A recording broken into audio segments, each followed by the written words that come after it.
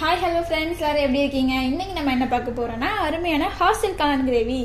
இது என்னடா புதுசாக ஹாஸ்டல் கிரேவின்னு சொல்றேன்னு பார்க்குறீங்களா? ஹாஸ்டலில் ஸ்டே பண்ணியிருக்கவங்க சிம்பிள் அண்ட் டேஸ்ட்டாக எப்படி குக் பண்ணுறதுன்னு தான் பார்க்க போகிறோம். அது எப்படி பண்ணுறதுன்னு வாங்க தெரிஞ்சுக்கலாம். ஃபஸ்ட்டு அடுப்பு ஆன் பண்ணிக்கோங்க. பாத்திரம் ஹீட் ஆனதும் 2 டீஸ்பூன் ஆயில் ஆட் பண்ணிக்கோங்க. ஆயில் ஹீட் ஆனதும் சின்ன சின்னதாக நறுக்கிய 2 பெரிய வெங்காயம், 2 பச்சை மிளகாய் ஆட் பண்ணிக்கோங்க. வெங்காயம் நல்லா பொன்னிறமாக வதங்கணும். வெங்காயம் எவ்வளோ வதங்குதோ அவ்வளோ நமக்கு டேஸ்ட்டு கிடைக்கும். ஸோ அது நல்லா ப்ரௌனிஷாக வதக்கிக்கோங்க.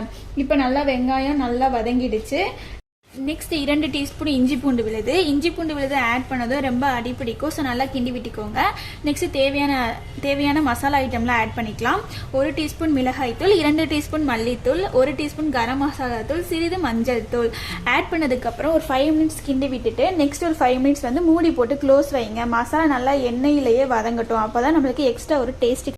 இப்போ நல்லா வதங்கிடுச்சு. நெக்ஸ்ட் சிறிதாக அரிஞ்சு 2 தக்காளி ஆட் பண்ணிக்கலாம். தக்காளி நல்லா மசிஞ்சு வர அளவுக்கு வதக்கிக்கோங்க. இப்போ தக்காளி நல்லா மசிஞ்சிருச்சு. ஒரு டம்ளர் தண்ணி ஆட் பண்ணிக்கோங்க. தேவையான அளவு உப்பு ஆட் பண்ணிட்டு ஒரு 10 மினிட்ஸ் நல்லா கொதிக்க விடுங்க. கொதிச்சதுக்கப்புறம் க்ளீன் பண்ணி வச்சிருக்க காளானை ஆட் பண்ணிக்கோங்க. காளான் வேகிறதுக்கு 5 to 10 மினிட்ஸ் போதும். ஸோ நல்லா ஒரு 10 கிண்டி விட்டுட்டு 10 நிமிஷம் க்ளோஸ் பண்ணி வச்சிருங்க. ஒரு கொதி வந்ததுக்கப்புறம் இறக்கிட்டு கிள்ளி மல்லித்தலையை போட்டு இறக்குனீங்கன்னா அருமையான சுவையான காளான் கிரேவி ரெடி. உங்கள் வீட்டில் இதை ட்ரை பண்ணி பாருங்கள். Thank you friends.